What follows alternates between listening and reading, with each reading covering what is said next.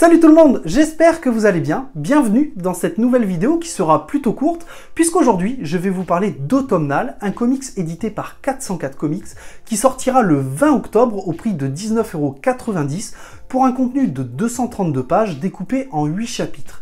Et ce comics m'a été envoyé gracieusement par Nicolas Beaujoin que je remercie énormément. Du coup, je vais essayer de vous en parler tout en étant sincère et sans pour autant vous spoiler. Mais Automnal, de quoi ça parle réellement?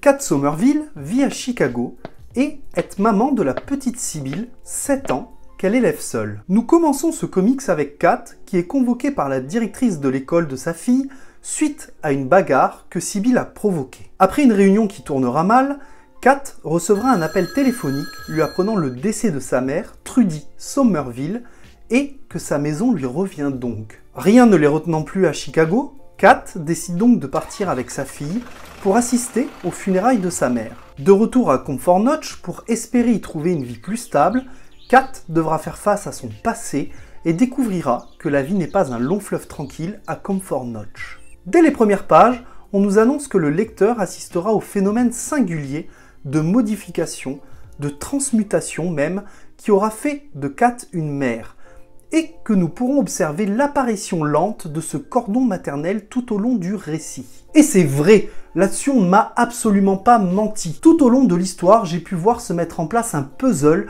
dont les pièces s'assemblent lentement et nous dépeignent la relation d'une mère et de sa fille qui font face à leur traumatisme. Plus l'histoire avance et plus Kat nous révèle son passé dur et compliqué, ses relations compliquées avec les autres, qui vont la pousser à partir ou plutôt à revenir à Comfort Notch. Quant à sa fille, Sibylle, elle est atteinte d'un trouble explosif intermittent et n'a jamais su réellement se faire des amis. Les premières pages sont plutôt sombres et la couleur majeure utilisée ici est un bleu acier qui donne une impression de crasse et renforce le sentiment que la vie de Kat et de Sibylle n'est absolument pas joyeuse, tandis que lorsque ces deux personnages arrivent à Comfort Notch, les couleurs utilisées sont chaudes, vives et intenses. Il s'agit du rouge et du orange qui mettent en avant le fait que ces deux personnages vont avoir un nouveau départ. À partir de ce moment-là, j'ai aimé voir Kat et Sibylle évoluer de façon positive, tirer profit de ce nouveau départ, malgré une vie difficile, et même si l'on sent que quelque chose ne tourne pas réellement rond dans le récit, jusqu'à quasiment la fin du deuxième chapitre, on a juste l'impression de suivre la vie banale de deux personnages, d'une mère et de sa fille. Ce qui est curieux, voire étonnant dans ce récit, c'est que l'auteur fait un focus sur les personnages plutôt que de nous décrire le monde dans lequel elles vivent toutes les deux.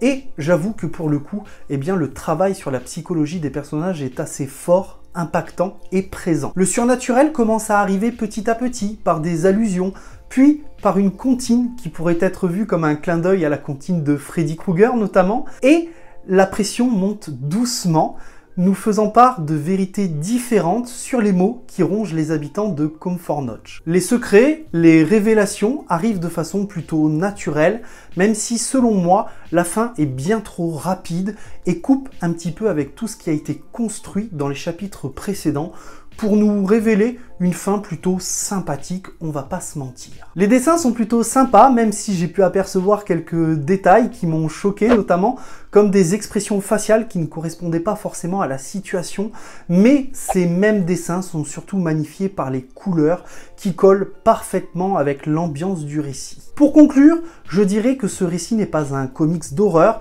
mais plutôt un thriller qui joue avec l'ambiance folk horrifique à l'anglaise, et qui, comme Lock and Key, met surtout en évidence l'horreur du vécu d'une famille. D'ailleurs, ne vous attendez pas à sursauter ou à être angoissé pour Kat et Sibylle, mais attendez-vous plutôt à être attendri, à vous attacher à ces deux personnages qui permettent notamment à l'auteur de mettre en avant et de traiter différentes thématiques, comme je vous l'ai dit, des traumatismes du début à la fin. De façon générale, j'ai passé plutôt un bon moment. C'était une agréable lecture sans pour autant être un chef-d'œuvre. Voilà, j'ai essayé d'être le plus sincère possible tout en vous donnant mon avis sans pour autant vous spoiler.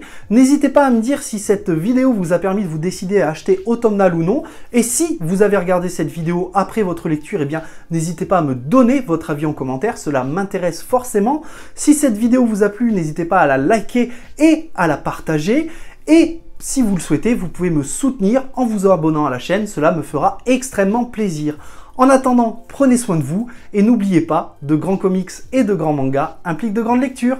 Ciao!